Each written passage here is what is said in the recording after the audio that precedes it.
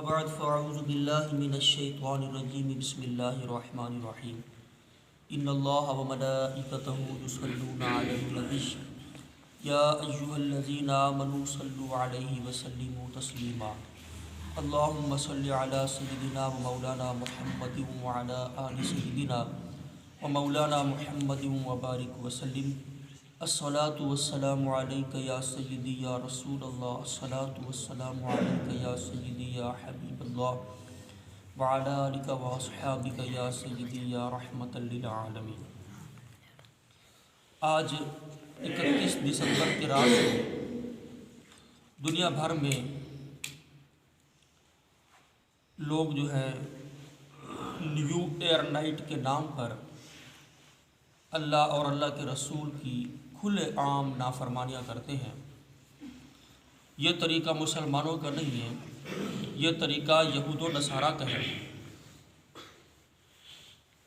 اور یہود و نصارہ کے جتنے بھی طور طریقے ہیں ہمارا ان سے کسی قسم کا کوئی تعلق نہیں ہے۔ اللہ تبارک و تعالی نے قرآن کریم کے اندر ارشاد فرمایا وَمَن يَتَوَلَّهُم مِّنكُمْ فَإِنَّهُ مِنْهُمْ،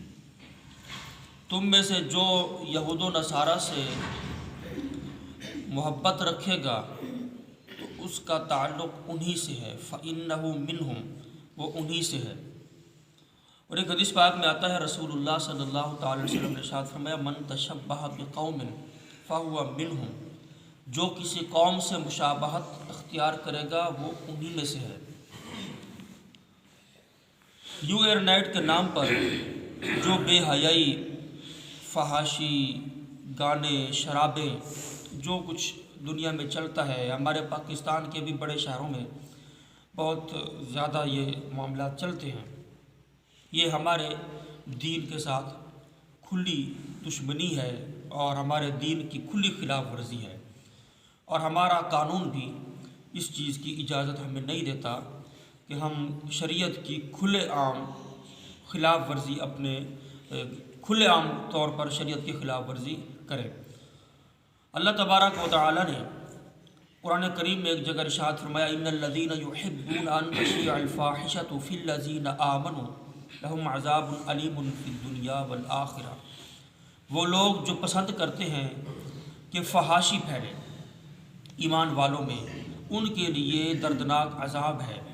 دنیا میں بھی اور آخرت میں بھی۔ ہمارا اسلامی جو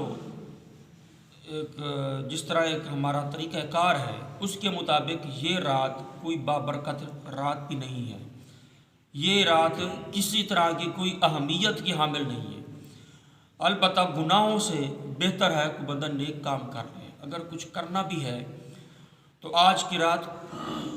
اللہ تبارک و تعالیٰ کی عبادت کا اہتمام کریں، قرآن پاک کی تلاوت کریں، تاکہ آنے والا جو سال ہے وہ ہمارا برکتوں والا ہو، وہ مصیبتوں والا نہ ہو۔ اللہ تبارک و